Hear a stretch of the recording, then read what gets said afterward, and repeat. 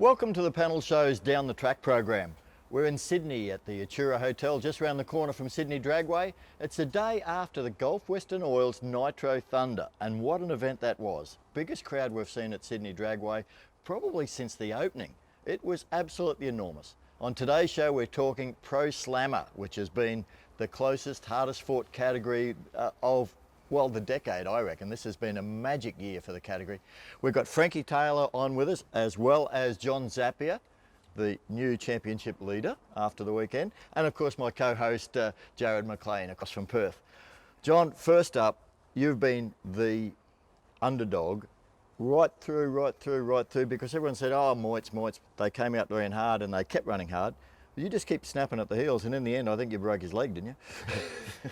Yeah, well, that was the idea, was to put the pressure on. You know, I said that the championship was theirs to lose and ours to gain, but, you know, you just got to never give up. And our team, the Zapier Racing team, they never give up. They just keep on, and stay positive and get your head in the right frame of mind and just do what you got to do. Frankie, you do a lot of racing in the US. Yes. The conversation across the weekend was track conditions. And I mean, it went from a skating rink to really good. So I guess you just had to keep adjusting all weekend. Yes, we adjusted all weekend, and we were behind like for the first round, and we actually went out there and kind of quivered the tires and just kept going and going and going. Would never catch the tire, and so finally we lost a ham. We didn't make a ham sandwich. Ham made a sandwich out of me. The event was run on the 400 Thunder 3-round all-run system. John, that's really proving quite popular with the crowd, isn't it? I mean, they stay longer. They stay for the last round a lot more of them. It definitely works for the crowd. I mean, they want to go one day, they see all the action in one day. I understand that. For the racers' perspective, they prefer the other events, but it is what it is. You need bums on seats to have drag racing, otherwise we won't have any.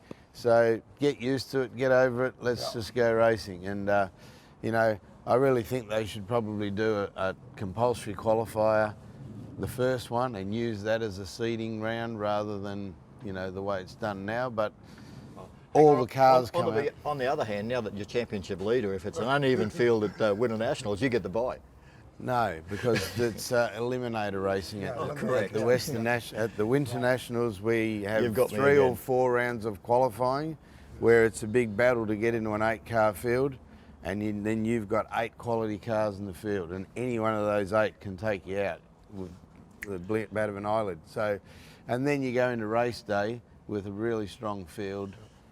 So, you know, that's a different style of deal. And once you're knocked out, you're out. Yeah. Whereas under this, you get to come back again. And so, yeah, it's a different way of racing. But for a one-day event, the 3-round format definitely works. John, we had a great set of conditions throughout the whole weekend in terms of the weather. I know Sydney does tend to throw a curveball. Moving ahead to the Gulf Western Oil's Winter Nationals, it's going to be a jam-packed program. How do you feel as we go in? You've got a 16-point lead over Paul Mahayat. Oh, obviously that's better, but you know, like I say, you go out first round, you get 40 points, the winner gets 100 points. There's 60 points between that, and then there's, you know, 20, 40 in between, so anything can happen. It ain't over until you get to that final round, and depending who drops out, the first mistake made will change the championship. And I think that's really the way that Pro Slammer has evolved this season. It's the numbers game has been great, but it really does rely on your consistency, your ability to get through all the way. Frankie, you're going to be coming to Willowbank as well. You're looking forward to that? Yes, sir. Looking forward to it. Bringing my family over. My daughter's just now graduating from college. She's going to be a school teacher, so props up to her, you know what I'm saying, Emily. And, but yeah, we're coming over there. We're going to have a lot of fun. Your daughter's going to be a school teacher? Yes. Where'd she get those brains from? I have no idea. It had to be from the mom, because I'm telling you, it ain't from me. I can't even spell school. No, I'm just joking. I can. Okay, let's look back over the weekend. Testing, some guys got on it. Others struggled in those conditions on the test sessions. It's non-compulsory, it doesn't mean a lot, but everybody's out there trying to get the data. John, you know, what did that give you, the test sessions? I wish I hadn't done them at all, to tell you the truth, because I come Wednesday test session, The car was on a mission and went 375, 204 to half track to the 8th mile. We chose to click it off after that and rolled through for a 581 at 206. That car was on a 65 run for that pass, but we thought, well, why do we need to beat up on the equipment and do a top end pass? We're trying to get the first half right. Then we go into testing and we start changing stuff, trying to get down this sticky, rattly track in the cold conditions. And I've never had any luck at the Sydney racetrack. Once the sun goes down and it starts getting cold, the traction compound they use is really tricky under those conditions. When the sun's shining, it's awesome. So, of course, what happens? I went, what do we change? What do we do? We can't get down the track. No one got down the track. Paul got down the track first session. No one else got down the track. No top fuelers got down. So the next day we went, don't touch the car. Just go with what we know and send it and go bang, 63 off, and it was clutch dust in the car from start to finish. It was still on soft, a little bit too soft. It rattled, but just made it through. So then as the day progressed, then the tyre shake come in where I couldn't drive through. I had to pedal every run, and we pedalled to 71, we pedalled to 72, and then pedalled to 75, and they're all wheel standing runs. We didn't want to drop the front right down because the car normally runs fast with the front wheels up. It's like, well, do you change that to try and fix the wheel stand? Everyone's going, oh, it's wheel stand too high. But if I put the front wheels on the ground, it's got less weight on the back wheels. So it's, I don't know, we were sort of lost, but we just had to stay within that window and went, look, if I've got to pedal it, I've got to pedal it, whatever. Frankie, you had your problems in testing as well Yes. on the Friday, Yes. but we get into the multi-round deal. You really get on top of that car. Round 2, Yep.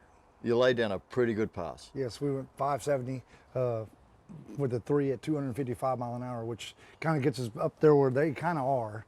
You know what I'm saying? They're still faster. You got the 2 cars that are the elite. We don't even consider them no more. You know what I'm saying? You got Zappia. He's struggling and running 71s and 72s pedaling it. We went a full pass and ran 70 with a 3. So to be up there with them, I think we were low for the second session, and so that was pretty cool. It was a great pass. Let's have a look at it now.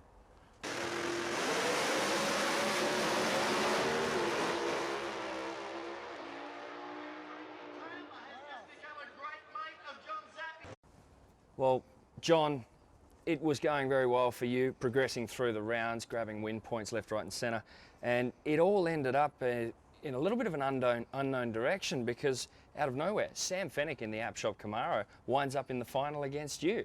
As you fronted that David and Goliath battle, what was going through your head? Well, after I pedalled it and ran the 72 and they told me over the 2 I ran a 72 and I'm going, oh no, I probably won't even make it in the final because I thought there's 2 good cars coming out. There's Ham coming out. If he runs a 69, he's ahead of me. If Paul Mahayat ran a 70 or a 69, they'd be in the final. I wouldn't even make the final, And then when we get back, well, that didn't happen, and next minute we've got Sam Fennick, and I thought, well, that's great, but then there was delays and it started getting colder. But more importantly, from your point of view, you weren't up against Paul Mahayat, the championship leader at that time. It set up a run against Frankie Taylor. Now, Frankie, you and Paul have got a fair bit of, good-natured, but yeah, and he hasn't got a good record against you. No, which is good. Like, other than the one I gave back to him for my shoot crossing the center line, you know what I'm saying? That's the only time I think he's beat me over here, which is good. But yeah, in the semi or whatever, the final round against him, we actually got to take him out again. He accused me of double bulbing, so I let him take his time. I let him stage, and then I come in. I counted too much, and then I put it in deep and trying to throw him off his little game, and then went out there and it was going left a little bit, and I just gave it a big slap and drove it on down the track, and he fell back, I guess. I'm not sure what happened to him. Well, what that did though was it set up the situation where John, you had the opportunity here. It was staring at your face, all because of this run.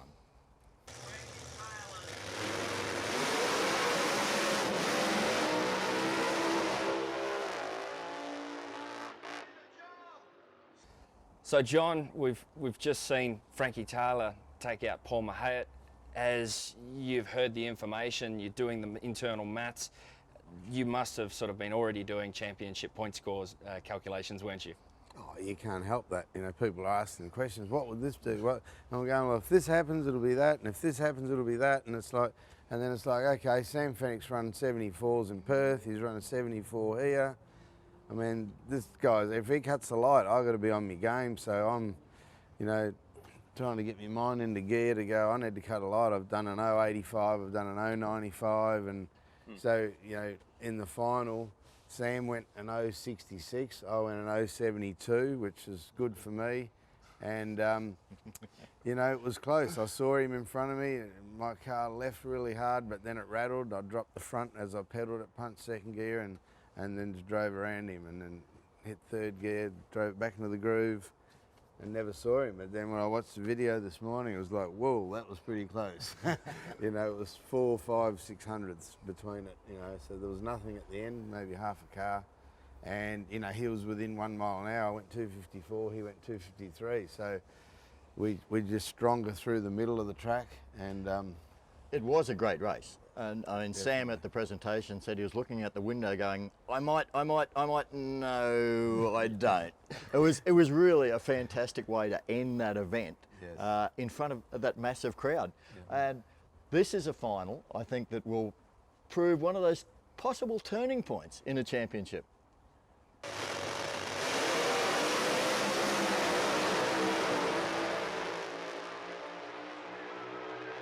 So, John, we're moving on, and we've just gotten the Gulf Western Oils Nitro Thunder event out of the way. The final round of the 400 Thunder Australian Professional Drag Racing season is coming up quicker than a lot of people expected. It's going to be a bonanza, strong fields. How do you rate your chances at Willowbank? Recently, what's your performance sort of been? well, last year we finished the Nitros with a 65, and I lost to Ben's 570 in that final race. It wasn't the final, but it was the third final race that we did. The exact same tune-up I put in the car. We went to Willowbank, and it came out and it went 565 off the trailer. So we're confident. We like that track. It's got a lot of bite, but it's totally different to Sydney, and we don't seem to get that shaky area in the 80 feet area that we were getting at Sydney in the cold. Willowbank is a day run event. It does go into the evening, but generally, you know, it works better for us. Paul Mahayat hasn't run as good, or he hasn't run as much up there, and he hasn't run as good up there, but, you know, I'm sure they will. I'm not discounting them, but, you know, now you've got Ham with a 69, you've got you and Benny that can run 70s. You know, we've run a 64 at Willowbank best the last time we were there before it was rained out. So, you know, you've got 5, 6 cars that are all right on the money. We not only talk about the difference of going to Willowbank, but we're talking about Willowbank at the Winter Nationals. It's different. Why is it different? It's a 4-day event. There's over 500 teams out there, because it's the final round of the 400 Thunder Championship for everything from junior dragster up to top fuel. So the traction just builds and builds and builds across those 4 days, but it's in the middle of our winter. We're running under winter sunshine normally and hopefully, with cool air, and the actual air and water grains and everything you want to make horsepower, it's all there. Frankie, you've run Willowbank before, but you've never been to the Winter Nationals. No, this will be the first time. So we got no notes or nothing like that, but hopefully we come out swinging. I'd like to, you know, put it in the 60s. I'd like to beat Ben to the 60s. That's what, you know what I'm saying? It's a little rivalry. Right now he's been like 3,000s. Like he was saying, the 570. We've been 570 with the 3, so it's like a little between the team. You know what I'm saying? Oh, I've still been faster than you, but we got less than 30 laps in the car. So we're looking forward to the Winter Nationals. We're hoping to go, like to go with Zaps at 265, or, you know what I'm saying? Well, as John was saying, if you leave the tune-up the same, you're going to make more horsepower. Right. The traction's there, so you really have to keep the power up, otherwise you end up in tyre shake. Right. It's going to be an enormous final. It's going to be an enormous wrap. Now, I have to point out what you did by getting that win over Paul Mahayat in round 3 last night.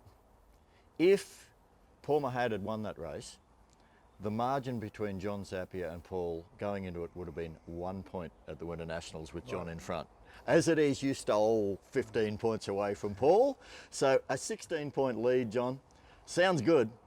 It's less than a round of racing, isn't it? It is, but you know, like, I remember going there with Robin Judd, and Robert Judd was leading by 16 points, and I was behind, and we fought right through, and then we met in the final, and you know, that race, Robin pedalled it. I made it through, nearly took the cones out, but I kept it in my lane for a 581, and we won the championship by 4 points, and we won the Karcher shootout series. That was, you know, it was a very rewarding weekend for me, that one.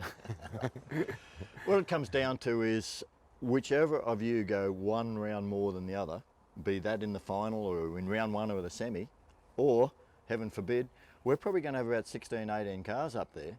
Yeah, only the 8 top get to race. That's right. I mean, conditions are tricky enough. Qualifying is going to be pressure, isn't it, for both of you?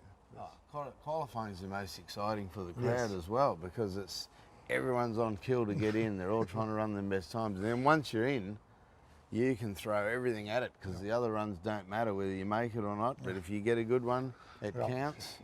And then you've got to look at race day mode. What are we going to do to be consistent and make it through? But, you know, in qualifying, look, hey, I'd love to run a 50. Obviously, everyone would love to. But we know it's there. You just got to get the conditions to all line up. Perfect. And not have the front too high, not be shaken, and everything else. Well, we know it's going to be an absolutely amazing event. We really wish the both of you good luck. But what we want most is just a fantastic race for all of the crowd. Yeah. The panel show is going to be up there again at the Winter Nationals. We'll be recording more episodes of our Down the Track program, and we're hoping that both of you guys will come back and join us then and talk about what's going to happen on the weekend in our pre-show. And then, well, I bet there's going to be some bragging rights somewhere after it. I'm planning on winning it. I'm coming here, won the first race we came to. This will be the last race of the season. I'm planning on winning. He can run her up, or Paul can, and then they can decide the championship. But yeah, you can win. We can have a lot of fun. Take Paul out first round. As long as you go the farthest, then I can win. Okay. Okay, so just make sure you join us then. Stay with us on our Down the Track program, and we're going to bring you all of the action of not only Pro Slammer, but all of our professional categories of 400 Thunder racing, and we'll see you again then.